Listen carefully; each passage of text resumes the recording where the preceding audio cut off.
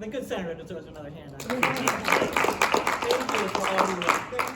It's very much appreciated. So, well, hi everyone. So I think most folks maybe in the room know me. Thank you, Dr. Webb, for that introduction. I spent most of my career right here, helping to organize this university and our own community in leading on bold climate action. And I hope those organizing skills, I learned a lot from all of you about how to do those. And when I saw a gap in the state leadership role to continue to do this work, I kind of jumped at the chance because, as you know, we have 7 years, actually less than 7 years now, to make some really dramatic changes in our communities, in our lives, and how we live and do this work together.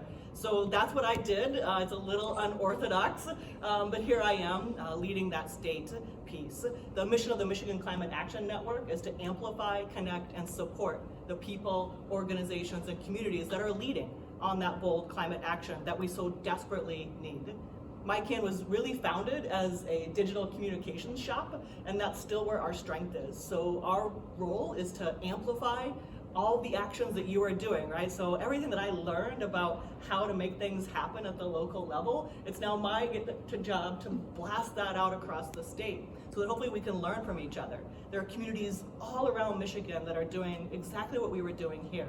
And when you're inside that work, you kind of know about it, but we don't connect each other as much, right? And so that's my job, is to connect all those groups, be the switchboard, the central hub, mostly so that we can learn from each other about what works, what are some successes, because there should be place-based solutions. We know that we have lots of solutions, and we know it matters how those get implemented in each local community, and we want to be very mindful of those pieces. So maybe just a little update on the climate movement is what I was charged with for this opening.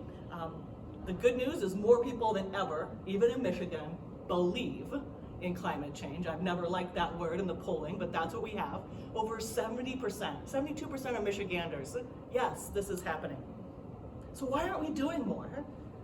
Senator McCann just outlined some of the major political reasons, but there's also still some real gaps.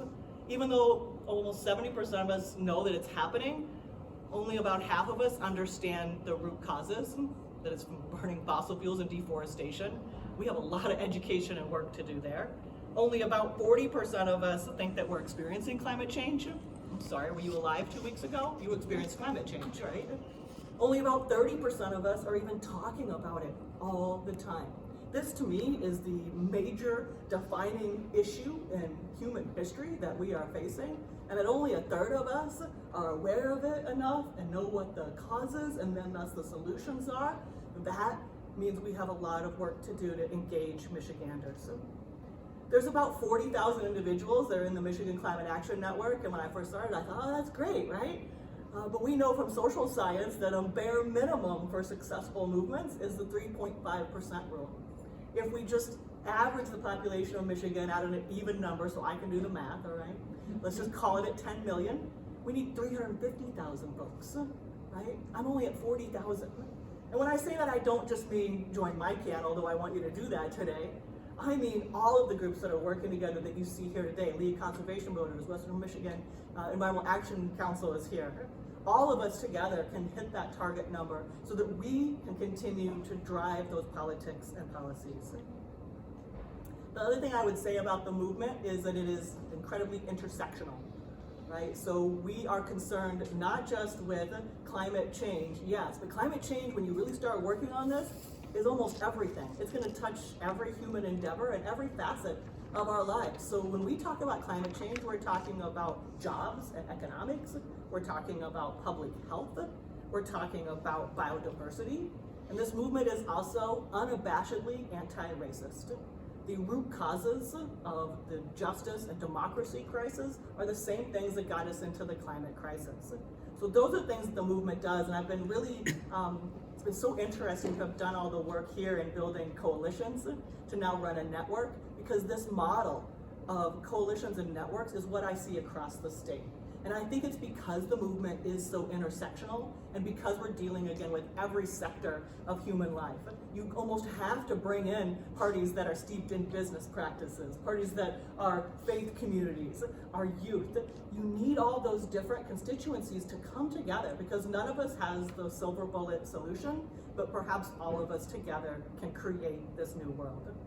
I'm also an optimist, so I think after about 20 years of educating and leading local groups on this, I have never been more optimistic about where we can go, especially in Michigan. Senator McCann just outlined a few of those reasons why I'm so optimistic, but we also have a Michigan Healthy Climate Plan. The Whitmer administration in her previous term unleashed a bold plan to hit carbon neutrality by 2050. It means we're supposed to reduce 28% by 2025, folks, in just a couple years to get to over a quarter of our emissions. We have a lot of work to do there.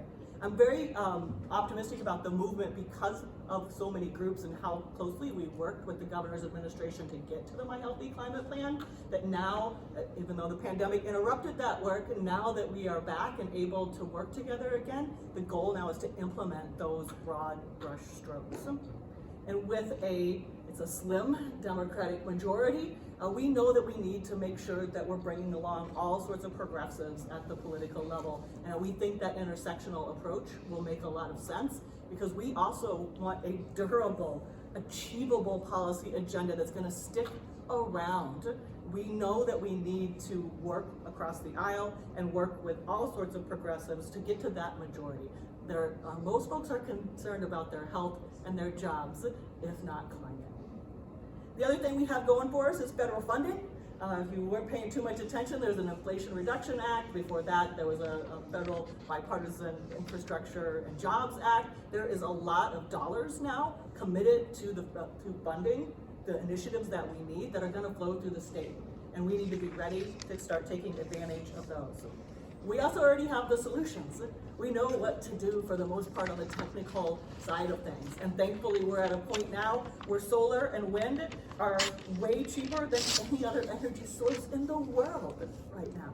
There's a lot going for us. And just remember, when you meet all those folks out there, 7 out of 10 of them, they do believe that climate change is happening. You could talk to them about what you care about and get involved in this movement. Come join us and do that work together.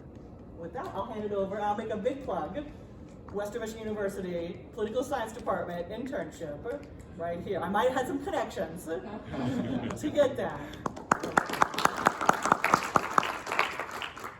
Similar to Senator McCann serving the state of Michigan and serving Kalamazoo citizens, my position in WSA is serving WMU's student body and the sustainability heads at WMU's student body. I've only been involved for about a year now. First getting involved politically this past November, I helped campaign for a local political candidate, Justin Mendoza, running for the House of Representatives. Sadly, he lost. I recently started to get more and more involved in sustainability with my position here at WSA. I'm helping represent sustainability clubs like Students for a Sustainable Earth, Climate Change Working Group, any students getting involved in the internship program, or getting involved in internships at the Office of Sustainability, putting all those heads together and trying to get collaboration across students. As Dr. Keele said, I'm an intern at Michigan Climate Action Network, and as I'm doing that, I am looking through the climate policies of universities across the state. U of M, MSU, Western, all the way up to Northern and Houghton, or Marquette and Houghton with Michigan Tech. One thing that I'd like to see a lot more on campus is youth organizing. One thing I'd like to see across the entire state is youth organizing. So something I've been trying to push for more and more in my collaborations are youth organizing, getting protests, getting student voices, getting knowledge out there about sustainability programs. I feel that those are some of the most important things for youth, for getting the next generation started in the sustainability world. Specifically talking about some of the higher education trends, I believe that a lot of universities consider sustainability as a core value, but also it's a lot of the time a talking point. So getting your new LEED certified building, like here in Sangren, becomes this big thing that the tours coming through will advertise, but then the university can easily hide its carbon emissions, where it's getting its energy sources. The beam power plant here is hidden behind a large stack of trees, so the students can't see it right behind the football fields. So one of the big things I've been working on this year is a research document for university policies through McCann, which is something that I'm very proud of my work with, something that I think is a great combination of the skill set that I've been learning throughout this year, communication skills from canvassing for Justin Mendoza, getting that political involvement, getting that policy involvement, and getting that climate involvement. I'm glad to see a lot of student faces here, as well as community members. That's great. I've been pushing for student involvement in Climate Emergency Month fairly heavily. Yeah, and specifically to talk about some of WMU, I'd like to say that WMU is conducting a climate audit right now, which is a great first step, but our strategic sustainability plan doesn't have too many climate policy decisions, just recommendations. So I hope to see very ambitious goals from Western in the future. Sorry I don't have as much to say as Senator McCann and Dr. Keele. I only have a year instead of a career.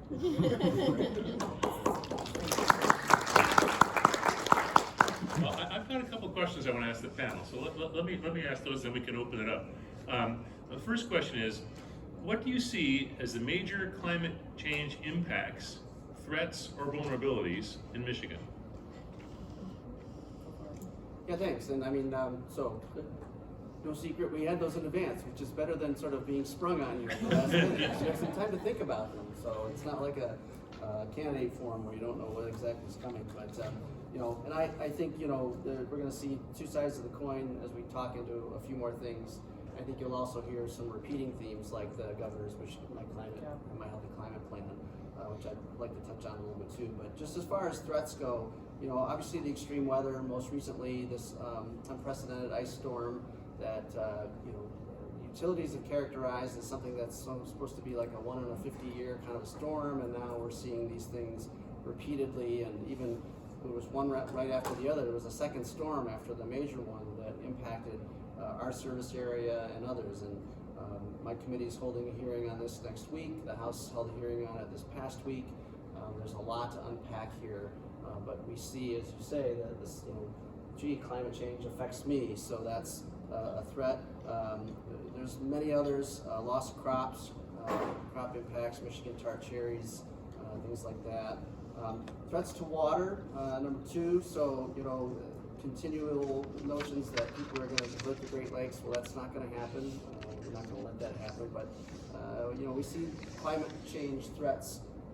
That's caused by climate change outside of Michigan, right? That then translates into possibly a threat to our Great Lakes. So certainly a history with PFAS and other man-made pollutants, legacy here locally in our community with the city of Parchment, but also Grand Rapids and across our water systems in the state of Michigan is a big threat. The rupture of Line 5, potential threat of that, looms large, and it's right outside our consciousness most of the time, but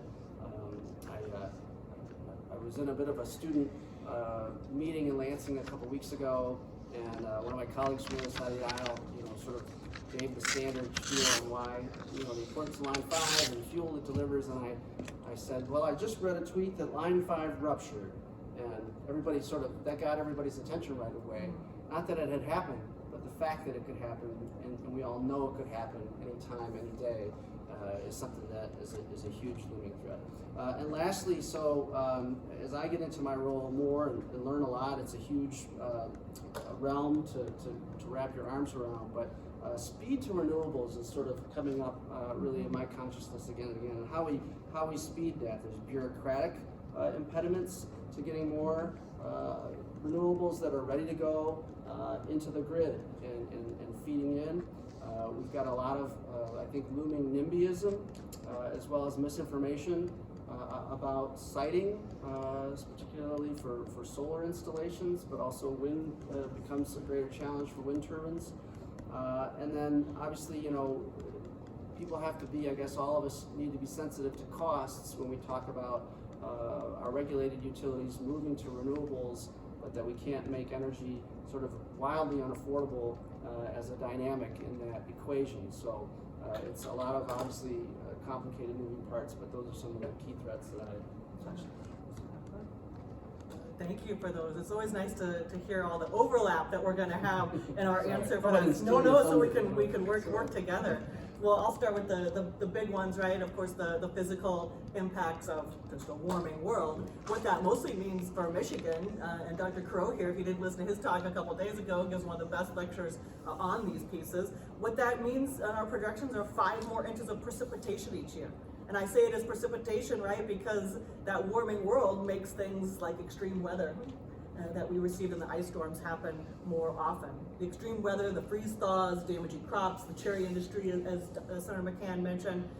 The climate crisis is real and very costly. There are some that argue that Michigan is a climate haven, right? That we're gonna, we got it pretty good because we have all this fresh water and all these things. And I remind people, we will have lots of impacts. And what that climate haven piece really does is also remind us that we're also probably gonna have a lot of climate migrants that come to live here in Michigan, and we ought to be preparing for that.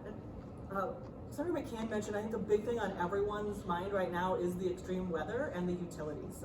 And so I applaud the legislators doing the right thing by holding these hearings last week and next week. There are open public sessions to talk to folks from the utilities, primarily DTE next week as well.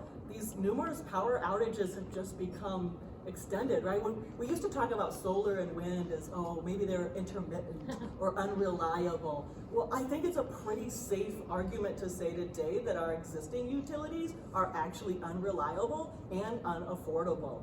This is something we really need to get a handle on. People have a right to weigh in. Again, I'm glad the legislature and the Michigan Public Service Commission are opening up some hearings, and I think there's going to be some real ways for us to work on how we fix our standard utility model while pushing them aggressively towards that renewable buy-in. Senator McCann also mentioned the NIMBYism. I have to tell you, this is on my mind as the leader of a network that is trying to support local communities in the transition to renewable energy. What we are seeing is climate denialism 2.0.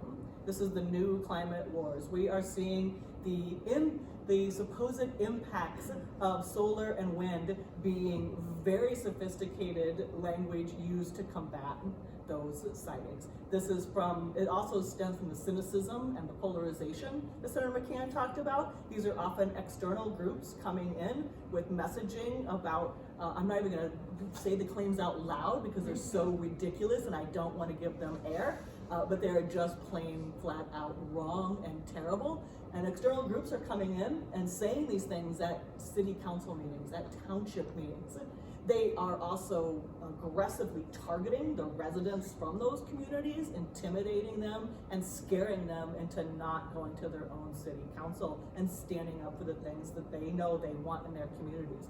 This is something we need to help support the folks who live in communities who are advocating for their own local siting of renewable energy. We have to combat that mis and disinformation and give these folks some support in it's okay to show up. You are not alone in thinking this. And that vocal, very, very small minority, we really have a lot to do to maintain the local voices and their influence in their own communities. It's a justice issue as well. Right? I know there's a lot of talk about whether we want to move fast, right? And we want maybe the state to take over some of those local siting and zoning issues. But there's a really good argument, folks, to continue to make sure that we have local accountability for those siting pieces. And so we don't want to lose the community's ability, who knows their community, knows where things should go and how it works, for them to have a huge voice in that. And I worry that these outside tactics are going to force us into an urgency that isn't actually there when we really need to be listening to communities. I'll stop there. Okay. To comment on the NIMBYism specifically, I grew up in Saginaw Bay City area, right? And right in the thumb and in mid-Michigan, there are lots of wind farms, but you walk 5 minutes into some rural communities, you get sign after sign of too tall, too close, too loud. There are definitely, I definitely think there will be struggles in the future with certain groups in certain areas who, across the board, are very much anti-renewable energy, solar and wind specifically, just in their entire area, community solar, housetop, or rooftop, people truly not wanting it in their area, and then going to city board meetings and township board meetings and just vehemently spreading misinformation. I remember one time in high school I got in an argument with someone who used the website stopthesethings.org. That totally can't be biased. One thing that I think specifically scares me with Michigan ecosystems is climate change changing our fish population. Growing up in Bay City, you're right on the bay. People are fishing all the time. but the idea of other fish populations that are moving to warmer temperatures or moving to cooler temperatures out of their own habitats and ruining our own fish population to a complete ecosystem collapse. One thing that gets looked at in like the Great Barrier Reef is the entire fish population dying there. Obviously a different ecosystem, but easily the same thing could happen in a serene place like the Great Lakes. And one other thing that I think is something really important to look at is equitable solutions in climate justice. I think over the board that, I mean, it's obviously known that climate change is mostly affecting those who had little to no effect on it. Think of how DTE ended up hurting, you know, the people in Michigan who need the power the most, people in the inner cities, people who live in the heart of Detroit, people who get power from one of the worst utilities, one of the worst utilities in the country.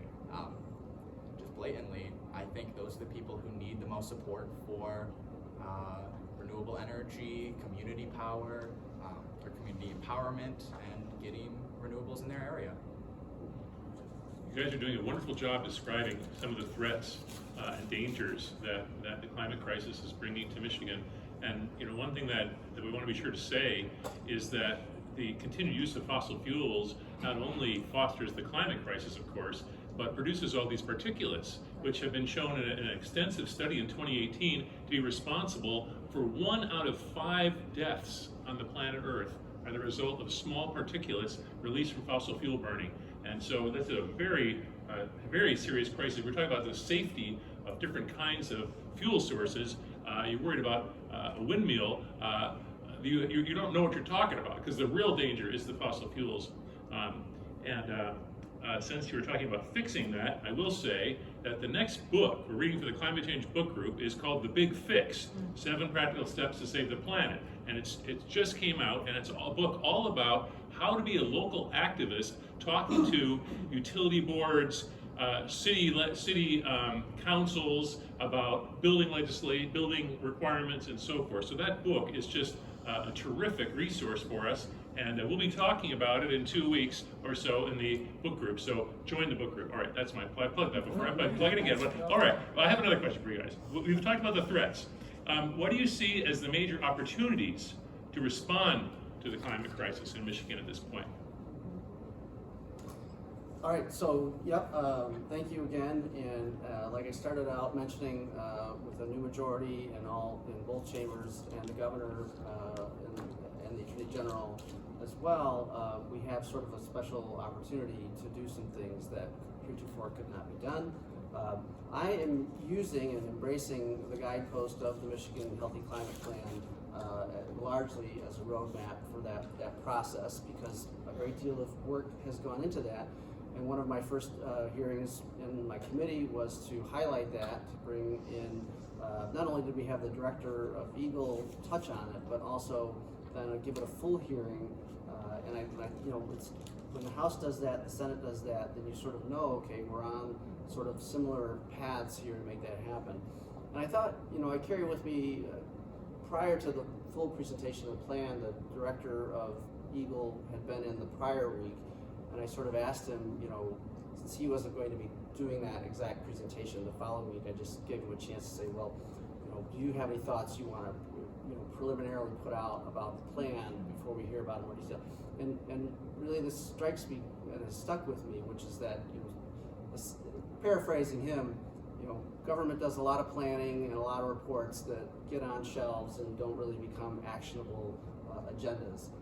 This, he felt, and I agree, is sort of a really different, and also comes sort of at an ideal time, that it's a window of opportunity to make the things that are laid out in this plan come to reality. And then you supercharge them really with the infrastructure, or the Inflation Reduction Act, and also the Jobs Act as well. So that sort of all comes together for this sort of grand opportunity, if you will. So what we're going to do as a legislature is sort of take policy items and recommendations out of that plan, not solely, but as sort of key points. So energy waste reduction legislation is being drafted, renewable portfolio legislation is being drafted, and storage-related legislation are being drafted, sort of based out of those key recommendations, and legislation that's already sort of been aired and looked at before, but hasn't again sort of had a chance to kind of get through the whole process. So that's really, I think, a really exciting piece. You know, I put a plug in for a small piece, but I think important, which is, you know, in the sense that we are repealing the so-called right to work, union rights. We're looking to repeal no stricter than federal legislation, which was passed in Michigan in that same era, to sort of keep us at the floor of federal standards and not let us raise our environmental protections above that floor. So that's a bill that I have, and I think we're going to take that up here in April and hopefully get it moving. Strengthening polluter pay laws, I think, is going to be coming on the docket, and I think that leads into this. I mentioned the Inflation Reduction Act, and then there'll be other legislation from other legislators coming in, and I think we're going to have a long agenda between things we can do for the MPSC, Michigan Public Service Commission, things we can do for the EOG, the Office of the Governor, and help implement her budget, which has some really accelerative funding pieces for transition and more. So I just close on this, and I have a bit of time constraints, so I might. I was going to say, Senator McCann, I know you need to go pretty quickly. I think this is the piece that I thought really sort of maybe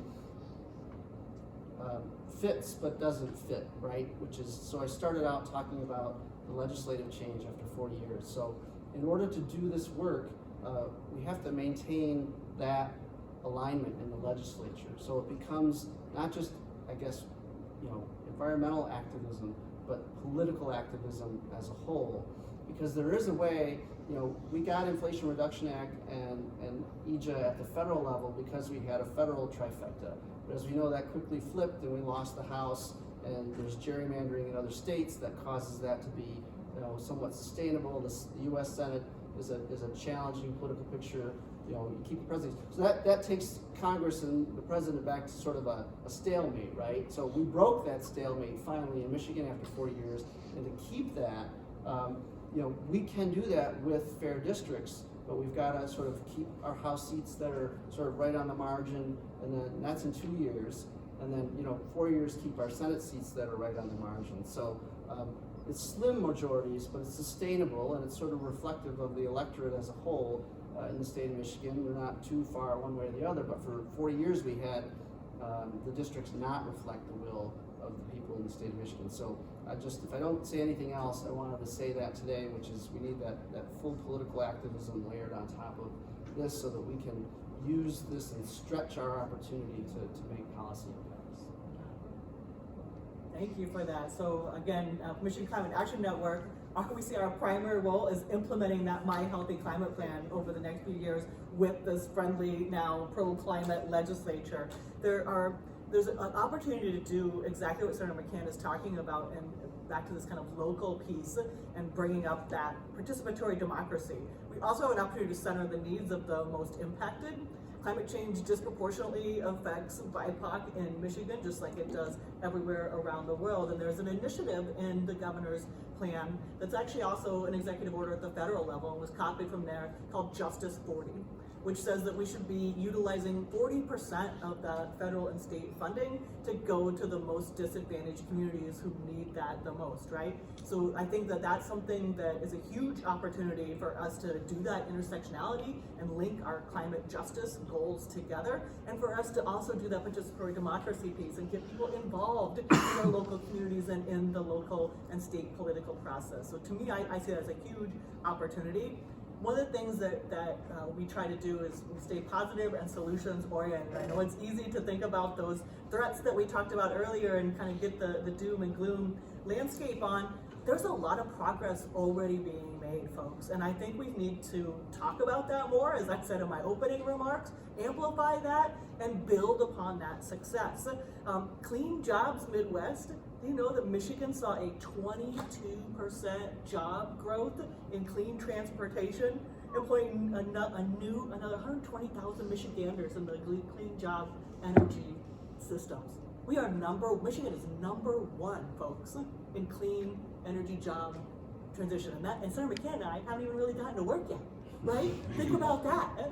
the My Healthy Climate Plan, this one-time boost already of federal funding is accelerating this change. We need to be telling those stories. We need to see how it is done. We need to be doing it right with justice and local communities in mind. But there's a lot to build on and to learn from here, folks. We are leading, of course, in mobility. As the motor state, I'm not too surprised. But again, we have to be careful there, right? Electric vehicles are absolutely the wave of the future, but we cannot neglect public transit and walkability while we are doing those. So I see lots of heads nodding in the room. We can't just be the car state. We need to be the mobility state. And that is in the My Healthy Climate Plan. The vehicles have gotten a lot more of the attention because of some of the rebates and other pieces. So those are the things that I see us really working on and really shutting down fossil fuel infrastructure. Senator McCann mentioned Line 5. I don't know how many people in the room, you're probably pretty aware of that issue. Enbridge is still currently operating in violation. They're trespassing. They're in violation of the governor's revocation of an easement right now. Right? We have to shut down the existing fossil fuel infrastructure. I think that there is also a huge opportunity to do that and to utilize Line 5 as a momentum building about all pipelines in our state. I personally think that the best tool and the best opportunity for the fighting climate change or mitigating climate change is just community organizing. Number one, I believe that communities getting together, saying what they want, deciding their own future, should be the path used to figure out how Michigan will deal with the climate crisis. I think that anyone in cities like Ann Arbor or Grand Rapids or here in Kalamazoo all know what you can achieve by getting together, by collaborating, and by being a political advocate. Things like community solar and establishing where you want your power to come from, trying to break away from utility companies, trying to push for your own equitable solutions, I think is the number one opportunity for the climate crisis. Yeah, we've done a very nice job talking about some of the threats and also some of the opportunities and legislation, different actions we can take. I think the audience may have some questions they'd like to bring to the table. So I've got one question right here is the first one I saw, and you can be next. Yeah, I just want to follow up on that. So I understand that there's some movement on Sabelle, speak loudly so we can be sure they hear you. I understand there's some movement on community solar in the state right now. Could you talk more about what's going on? Yeah, you want to take a break? So, yay! So, remember, we pay the highest cost for electricity in the Midwest with some of the worst reliability from our utilities. Gosh, what might we do about that, right? We have a lot of reasons and things that we could regulate the utilities better and work with the Michigan Public Service Commission. We could also expand the amount of renewables and expand our grid. Community solar, the Senate bills 152 and 153, it's a bipartisan. McBroom and Irwin have announced these. I hope I'll let Senator McCann speak to their viability in this Michigan legislature. What this would allow is, right, if I want to put solar panels on my house, I happen to have good access for that and good solar pieces, but my neighbors have a lot of trees and they live on the other side of a ravine and they're not able to do that. This would allow for me to finally put those solar panels in my house and share it with others, right? I mean, this is, so watershed moment here. There's the sun that creates this thing and we should be able to share that resource, right? If I want to give away my own energy, yet we need right now legislation to actually make that happen because that is currently illegal in our current system. And so we really need this legislation to make that, to give all sorts of people the opportunity to participate in renewable energy generation and freely distribute that among our neighbors. So I'm super excited about that. That's in the My Healthy Climate Plan. And you touched a little bit as well, the other bill that's already been introduced, Jen Hill, a Democrat from Marquette, has put out an energy storage bill. So thinking through those batteries that we're going to need, how are we going to store that energy? And that is, again, straight out of the My Healthy Climate Plan recommendation. These two pieces are already active and being sponsored by our progressive champions. So did you want to speak to those? Yeah, thanks for the question. And I'll close on this and appreciate really the opportunity again to be here. So again, 40 years of pent up agenda, number one. Healthy Climate Plan, priority number two. Number three, we sort of between ice storms and campus gun violence have sort of had things get set back a little more than we would have liked agenda-wise. But what I'm trying to do as chair of the Senate side committee is structure sort of what we can take up and when. So, and those bills are a part of figuring that out and where in that agenda. And also looking though, I would just say at, again, sort of that slim majority. It's something that has to be able to pass through that 20 set of senators. So we can have 10, 15 senators that love the community solar legislation, but if we can't get 5 more, then we can't get it done. So that's really sort of, you know, the political sausage making, unpleasant part of what we do, but that's really, you know, what I'm trying to figure out is how we move these things and get them to the governor's desk. So, and get them through the House and get them to the governor's desk. Let me just, before I let Brendan speak, let me just say, don't you think, Senator McCann, that if a lot of folks told their legislators that maybe that was something they supported and wanted, that would have some influence on your colleagues? All right, folks, come join us and do that work. Yeah, speaking on that. Thank you very much for the Thanks, opportunity. Sean. Thank you.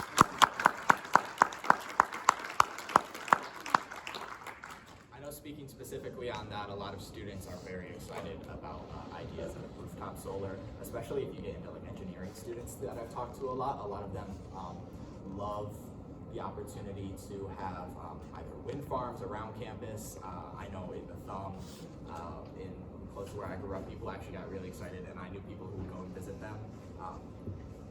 Possibly just a youth movement, but I hope by the faces here, it's not just a youth movement. That renewable energy is like the cool new future, and community solar is the cool new way to get energy. And just speaking on it in a way that's a little more of how like a person might interact with it, or a student might interact with it. You have a question? Yes. Sorry, Senator McCann has to step out, but when we talk about, you know, the opportunity for electric vehicles and the opportunity for workforce development, you know, in the Michigan Healthy Climate Plan is the Justice 40 initiative. But if you're not in this circle, you don't know about Justice 40. Yeah. We're all here with a privilege because we're interested in this. But when we think about electric vehicles and workforce development, what can we do to reach the vulnerable community, the most impacted community? It shouldn't just be workforce development to corporations and auto industries and providing opportunities to kids graduating out of college, four-year institution or two-year institution. What are we doing, and how can we get in a situation where we're reaching the most vulnerable people that we are not even thinking about that's in a classroom? You know, what's the plan around reaching the most vulnerable populations that really see the effect of carbon emission in their community? That's a big question. There's lots of experts in the room on that particular one. You're absolutely right. We're able to sit here today and talk about it is in itself a privilege. We have to be going to communities and listening and knowing what they're doing. The 40% funding is, I think, huge. And I think as a point of privilege, it's our role to hold that accountable and to make sure that those state and federal funds are not diverted away and that they are actually going to those communities. And one initiative that we're working on to make sure that that happens, I don't know how many of you ever tried to write one of these applications or get one of these grants or get some of this funding? Yeah, okay. I'm sorry, I'm supposedly an expert. A 50-page research call for proposals that linked back to about 30 different public acts that I was supposed to be well versed in. Required in environmental economics, engineering, archaeological, and another like couple different expert pieces to weigh in. It was due in 6 weeks.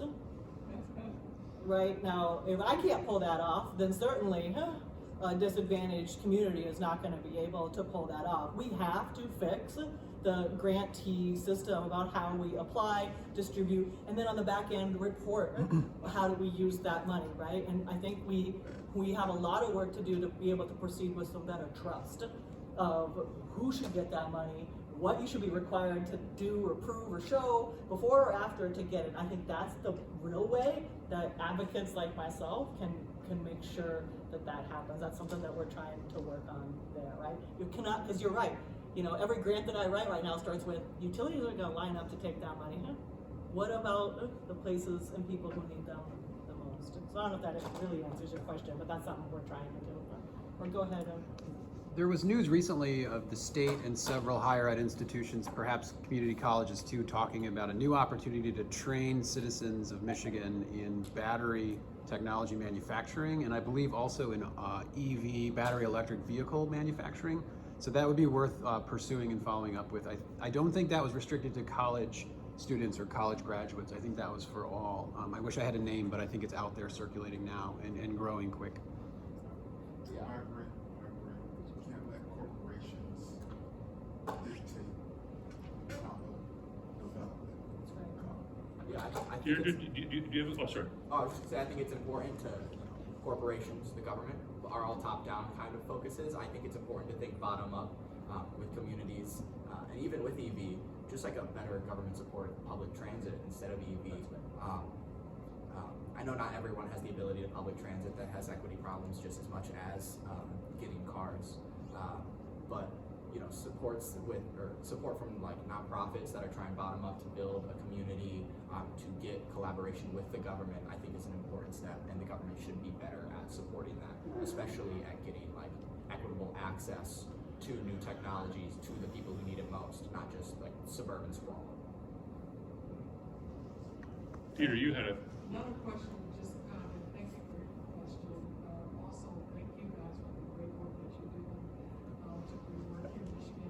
And specifically for WSA, I think the great opportunity, just kind of piggybacking off of this question as it relates to college level students, this would be a great opportunity, I think, for the WSA to sort of collaborate with some of the BIPOC communities, BIPOC organizations, or student-led groups. They could come to probably some of your events and vice versa, you guys can attend your events, to bring about awareness about some of the things that you're doing to fight climate change, and also invite some of these students in, because these tend to be students like myself that are frontline community members that are facing some of these challenges. So just kind of piggyback off of that, this is a great way to bring students in to start to get them engaged and aware of some of these issues that's impacting them that they don't know, but also get their input, giving them agency around these sort of issues. And as an educator myself, this is something that I try to bring awareness to my students and my clients. Yeah, I totally agree. WSA does have involvement with like Black Student Union, Indigenous People Student Union, but I definitely would say there's a lack of climate change collaboration or anything in sustainability. I know I'm personally friends with the president of the Black Student Union, and I should be collaborating with them. I completely agree. I definitely need, personally, to use my position to introduce that collaboration. Yeah, thank you for your comment. Steve? So, thank you for being here, for weathering our technical glitches. The My Healthy Climate Plan has, unlike the city's plan, has some interim goals, some specific interim goals. One of which is coming up in 2 years, I think. Yes. Do we know how close we are to achieving those goals, and who is kind of the watchdog? I mean, who do we write to ask that question? Who in the government of the state do we write to really, not get the shuffle down the line? That is, I was hoping someone would not ask me that question, but I'm so glad that my colleague has raised this issue. Michigan did a very preliminary greenhouse gas inventory before going into the My Healthy Climate Plan, but it is not really like source tracked. So we have like kind of big numbers about how much each sector contributes to our overall emissions, and those reductions are for 2005 levels are 28% by 2025, which is just 2 years away, half by 2030, and all of it by 2050, right? So it's very aggressive interim goals that you're talking about. And it's my understanding that our Eagle Energy, Great Lakes and Environment Department is who is tasked with making sure that we meet those targets. I encourage you all that can, their conference is next month, April 10th through the 12th, over in Detroit. We'll be there. Many of the organizations that work on this will be there. The governor has agreed to come and have a special caucus on exactly that question. Because we do not, a lot of time and effort and dollars can be spent on the inventories and making sure that we have the data, but we do need to know how close we're getting to that and where the gaps are, right? So sometimes the argument is, well, we know what to do. Well, we do, and I would also like to know that we've gotten there. We've set goals and where the low-hanging fruit is and where the big obstacles occur. And so I think that is absolutely pressing. Is something we can convene with the governor and her team from Eagle next month. That's going to be a whole conference dedicated to how we do those pieces, and then we're going to need all of you doing exactly what you say. Where are we? Who is running this process? How can we hold ourselves accountable to those very goals that we have set? I know it's not a great answer right now, but that's where we are. Yeah. Well, this is also not going to be an answer, but it's going to be another concern I'd like to raise, specifically with Western and other schools that are implementing climate policies that go off of the My Healthy Climate Plan. Like in Western, there's not language on the interim goals. There's not language on how we'll reach those and where we'll be personally. So it's just another concern with who do we reach out, or who do we reach out to, who's going to be maintaining, who's going to be watching over this. So for all the students in the room, send some emails. President Montgomery specifically. And now that Senator McCann is down, we could also say the legislature could enshrine these and set other targets and dedicate other funding in order to make those exact pieces happen. And that might be what has to happen, right? Often we, again, write these plans, it goes to the administration, it sits in the department. Who's really making sure that happens? You know how hard it is to do that on our campus. Now multiply the greenhouse gas inventory headaches to the state level, right?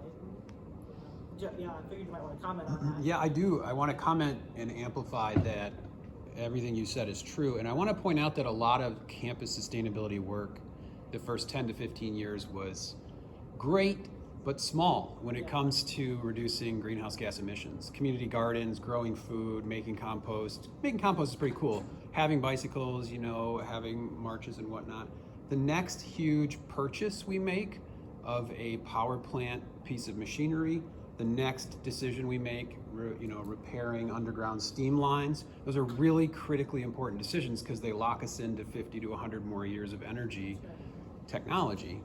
And those huge decisions are very high level. They involve multiple divisions of any institution, not just presidents and boards, but all the technical people. So it's critical that you have shared governance partner student voices, the student body, WSA, the faculty senate, unions on campus. It's a team effort to really spotlight and foreground how important it is to think about the electric vehicle fleet. We have hundreds of vehicles to think about power plants and building efficiency and using building spaces efficiently.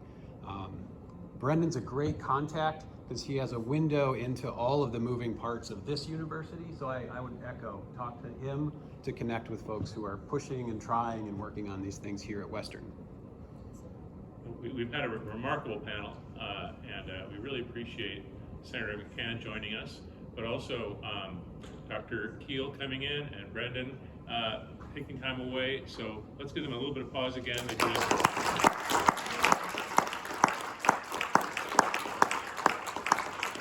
did just a terrific job with a lot of hard and important questions. Don't forget, we have these different things going on over here. You can sign a pledge to support the Climate Emergency Month in various different ways. Find out what those are with Susan. Don't forget about the KCCC and the Citizens Climate Lobby in the back. Very important local groups. The League of Conservation Voters over here. Check in with them. And thank you all for coming and attend more events of the Climate Emergency Month. And just join the reading group. All right. Thanks, everybody. Thank you.